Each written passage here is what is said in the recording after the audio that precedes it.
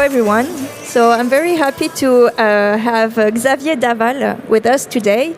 He's a renowned worldwide solar energy expert.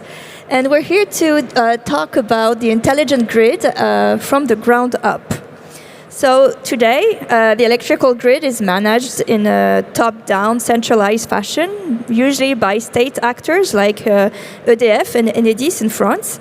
And so I'm very curious, how can we possibly imagine building a grid from the ground up? Do you actually mean in a bottom-up, decentralized fashion? How do you have any examples of such grids? Thank you, Florence. When you say imagine, you no longer have to imagine. It's already coming, and it's coming fast. I want to share with you an example. Last year, Pakistan imported 15 gigawatts of solar panel from China. And for you to understand what 15 gigawatts of solar panel means, this is nearly half the grid capacity of the country. This is massive. And this is not coming from a political decision top-down. It's a revolution. The people took the power. And why so? Very easy math. 5 cents per kilowatt when it's done by the solar module versus 25 from the grid. It's done. And so the consequences will be very complex to manage, but definitely here, the top-down lost the power. But maybe to bring it back in our environment, I would like to take another example. The example is the one of the data centers. Data centers are a very special kind of electricity customers. Because, first of all, they have software in their mind as DNA. So they understand that they are not a passive consumer, but they are a brick between supply and demand, forecasting, trading, and they understand everything. So they're going to be a very special kind of client. And I guess that if we have to build the 2.0 grid, we probably have to rely on this first layer of smart clients able to take the lead, take the risks, and move forward. Thank you, Xavier. So what are the biggest challenges that you face when you want to move to a distributed electrical grid? Sorry, because it's a little technical, and maybe you guys are not familiar with this industry. But the old electrical system was very much top-down. And it has been driven on inertia. Inertia because you have a big, heavy spinning machine turning around. And the 3,000 RPM of these big machines is a multiple of the frequency of the grid. So, maybe if I make an analogy, look, some of you guys may know the vinyl records, LPs.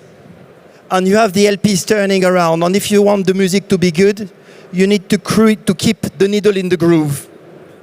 And to maintain it at the right speed, that was the old system. But this mechanical inertia is no longer there when you replace generators by CD digital systems like wind or solar. They have no mechanical inertia. There is no moving machines inside. So one way is to replace or compensate by a digital, what we call synthetic inertia with batteries. That's a way. But the better way is to look at the grid another way and to change or to adapt with a software layer. And I believe that this software layer will be the way. We no longer have to mimic the old system. We have to invent the new one. I think I understand now where this is heading. And we're going to come to the AI part of the story. Because if I understand well what you're saying, so we'll have millions of devices out here. We'll have devices that produce energy thanks to wind and to the sun. We have devices that actually store energy. You have other devices that consume, and they all can be smart, self-coordinating, and globally coordinating for global stability. I hope I understood this correctly. So what will be the role of AI in the future grid?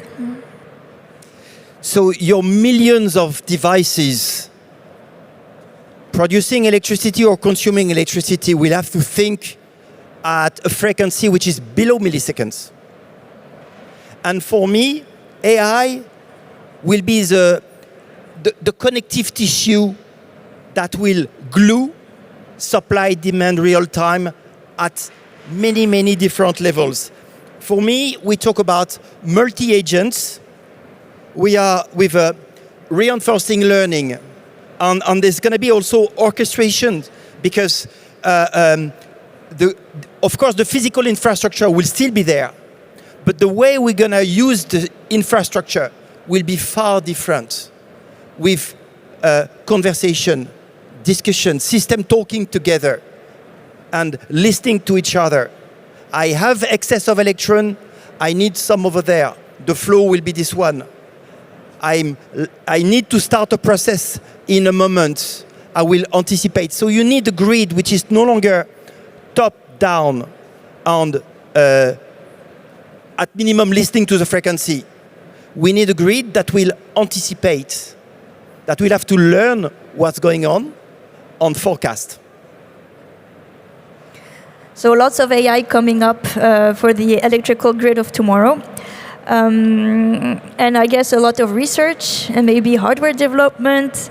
So it seems like we have a large program ahead of us. So to move towards quantized and digital electricity, what is missing today in Europe to keep control and ensure tomorrow's energy sovereignty? For me, we have two problems.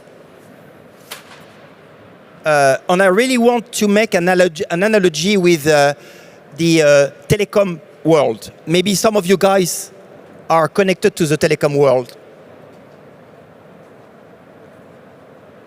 The electrical infrastructure of Europe, and especially in France, where I come from, is one of the best of the world. And nobody wants to break down the tools that is working. So that's the challenge number one. We have a good infrastructure, so it's a very difficult decision to decide to change it. When you come from a country where there is hardly no infrastructure, they don't care. And they move to 2.0 overnight. That's number one. But the challenge number two, which is probably more complex, is the one related of the fact that we have lost the battle of the industry. Because if we have to engineer these 2.0 layers, we have to work on it. We have to work on the devices. We have to make them. And unfortunately, the smartest piece of equipment are nowadays all coming from China. EVs, solar, batteries, heat pumps. Where are the European leaders deciding not to make a heat pump, but a smart heat pump? And that's for me a big, big challenge. And it's going to be complicated. Because at the end, we need to understand that, and we are here for the planet, we need to complete the energy transition. We have started, big time.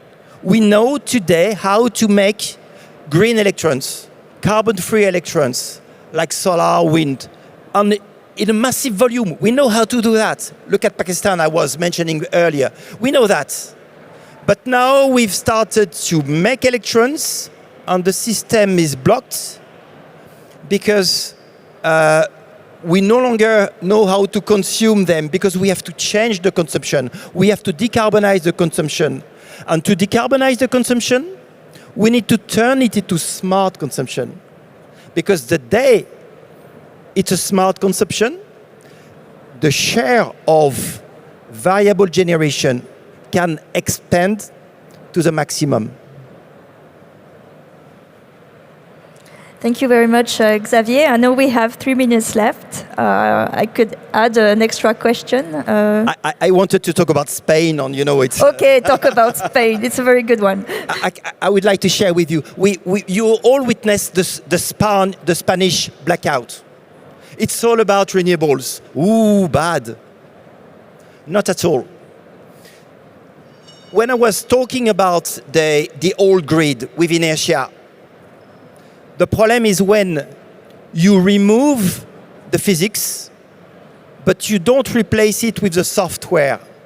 And this is exactly what happened, because the grid code, that's the specification of the electricity in a country, says that if the frequency drops below a certain threshold, you disconnect yourself. The day you have millions of PV plants in a country like in Spain, anywhere you are on the grid where there is a problem, you are sure you're surrounded by PV plants. And if the grid code says if the frequencies drops means lack of power, the surrounding plants switch off, respect the grid. Hence, lack of power increasing, bigger problem, bigger problem, bigger problem, boom, the system is down. And this is exactly what happened where the penetration of renewable was too fast, with changing the rules, thinking smarter was too slow. Thank you very much.